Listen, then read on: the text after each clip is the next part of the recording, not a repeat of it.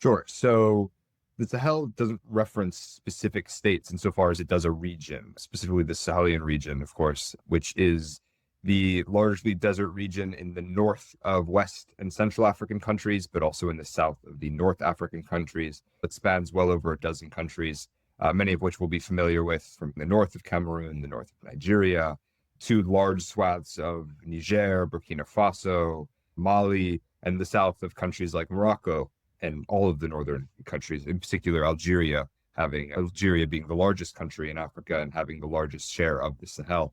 But yeah, it's a very large area that cross-cuts so many different, not only countries, but ethnic groups and tribal groups, both religions and ways of life. But the UK has a particular tie to a few of them.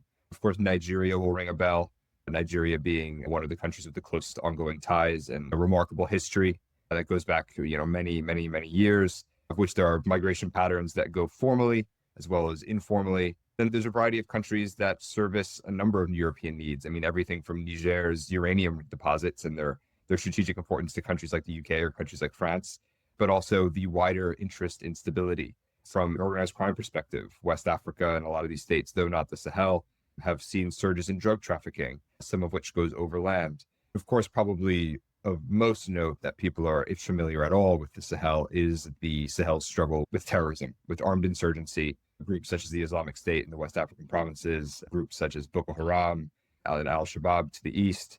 They've dominated the headlines, especially as the Islamic State has lost a lot of its power in the Middle East. It has certainly shifted and found incredible amounts of support in parts of West Africa. Those have served as springboards going south towards the coastal areas of West and Central Africa, as well as surging north with well-known attacks going on in northern cities and coastal cities in the north of Africa.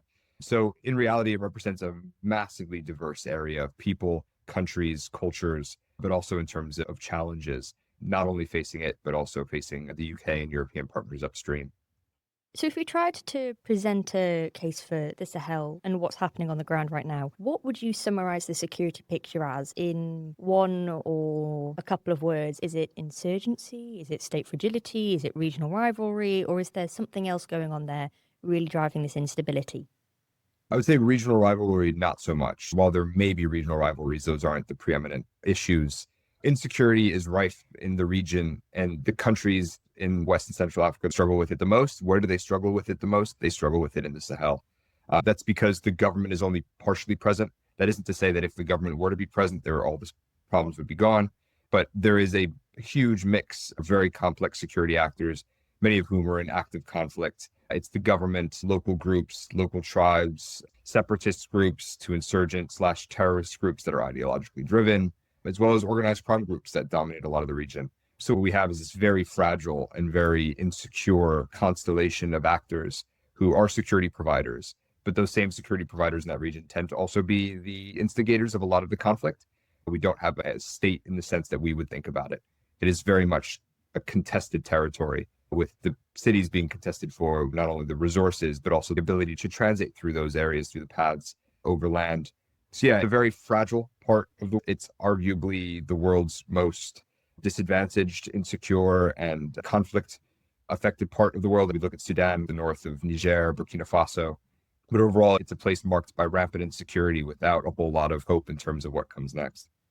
So, for this instability, what do you see as the biggest drivers, and which of those pressures are going to get worse? Which ones do you think are going to get better? Violence, extremism, governance breakdown, climate stress, economic shocks? What's really driving the instability? Or is it that each group has its own drivers and actually there's no common theme that could really be found across the actors present in the Sahel? Yeah, well, it will always be a mix. Rusi, his colleagues, and I did a large piece of work spanning multiple years where we looked at the links between organized crime and terrorism from the ground up. We looked at Mozambique, we looked at Kenya, we looked at Nigeria.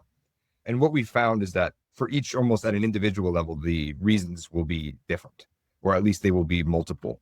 If we're looking for a single cause, it's very unlikely we'll find one. What we do find is this plethora, the myriad reasons why people are facing instability. And that goes from incredibly lackluster infrastructure and state services when it comes to everything that we expect the state to give us every day.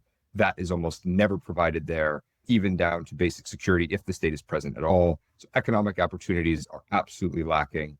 And then when we think about how a lot of people live, In the Sahel, it's usually subsistence-based agriculture, and that is under incredible duress due to climate change, which is triggering not only internal migration, but is also bringing organized crime groups as well as armed actors into the fold, as there is now a greater incentive to involve themselves in securing access to resources being everything from gold, but also basic infrastructure, basic livestock, basic agriculture, because these continue to grow in their salience because they are rarer and rarer and therefore more valuable.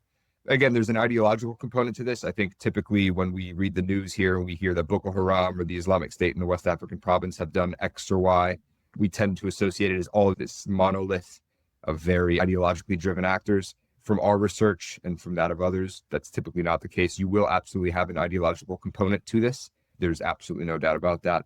But the reason for which people will join a group will oftentimes be less ideological and more about I need a job, and joining an armed group is a form of employment where I need access to funds, I need access to food, I need access to some sort of regular income. These groups are the ones that are often most able to provide it.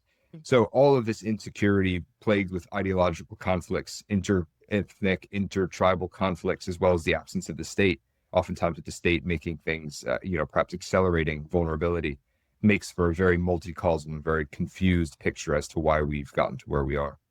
So to get across to our listeners a picture of what's happening on the ground in Sahel, is it possible to name the big three of who the big actors are in the region?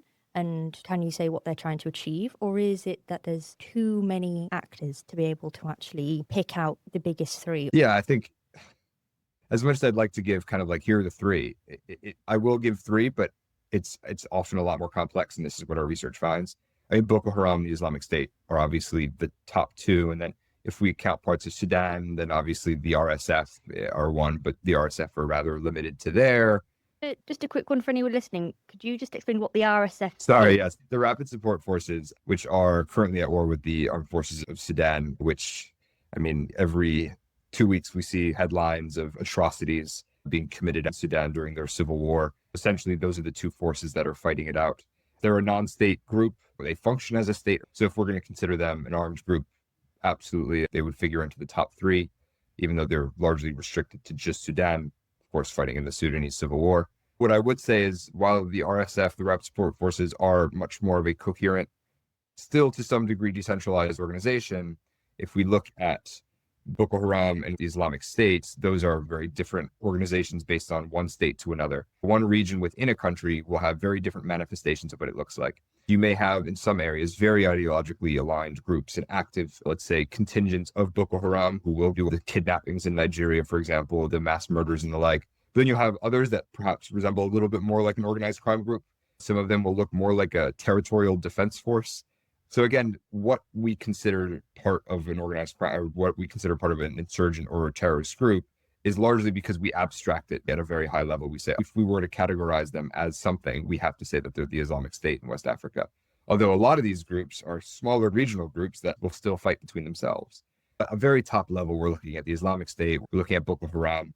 But the reality is that there's a massive fracturing and decentralized and very, very varied manifestation of what these groups look like. Some will be very ideological, some will be organized purely along territorial defense, and some will be about taxing all forms of goods, licit and otherwise. So yeah, as much as it's an unhelpful answer, it reflects the reality in the region, which is that you can't put your finger on one thing and say this is everything, because there's just so much variety in the Sahel.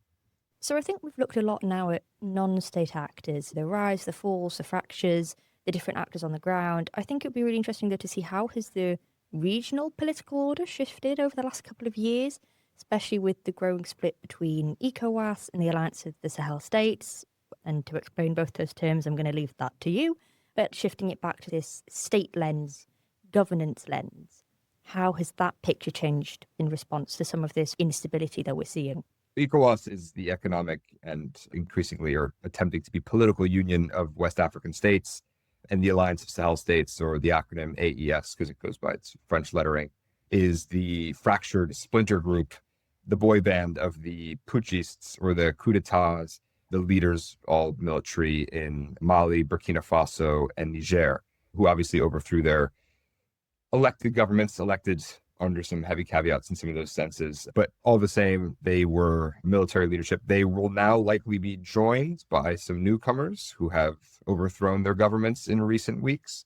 There's certainly a lot of fear in ECOWAS of it spreading. The Nigerians are particularly fearful of it continuing to have a domino effect, whereby what we saw in Benin, we saw it in Guinea, where apparently, allegedly in Benin, we had French contingents of the French armed forces intervening. So there's definitely an atmosphere of coups d'etats rising and this splintering between ECOWAS, which is the kind of established political way of operating in West Africa, both domestically and regionally, and these military groups. But it's worth noting that the largest, if not, I would say the most significant driver, at least the rhetoric driving domestically. Abroad, we get a lot about how it's anti-Western, anti-colonialist, pro-Russian, which to a large extent it is. But domestically, it has much more to do with the security situation. It has much more to do with the insecurity that Burkina Faso, Mali, and Niger are facing in their Sahelian territories. In Burkina Faso, the government had resorted to giving arms and legal militia status to what they called bush warriors, the Kogbuogo fighters, because the state recognized that it could not fight to save and protect these communities. So they said, hey, you're your own army now. A lot of these groups have since gone on to do some rather unsavory things, many of which have tried to defend their communities. Bottom line is that there continues to be massive fighting with insurgent groups, with banditry, which was a large reason why a lot of these coups d'etats found a significant amount of support within not only the armed forces, but also the public, as because they were tired of having the government unable to contain the threat. Of course, the challenge is now, have they been able to contain the threat? The answer is no. Mali, Bamako is currently surrounded by insurgents. They've had a fuel embargo for weeks now. There hasn't been able to get any fuel into the country. Embassies have been evacuated and so on. Burkina Faso is no further along, despite all of the very public displays of Captain Traore's grand leadership, a lot of which being Russian disinformation peddled to other ECOWAS states. So again, there's a whole bunch of challenges, and the instability in the Sahel is actually inextricably linked to the rise of the AES and a lot of the tension we see between ECOWAS and the AES today.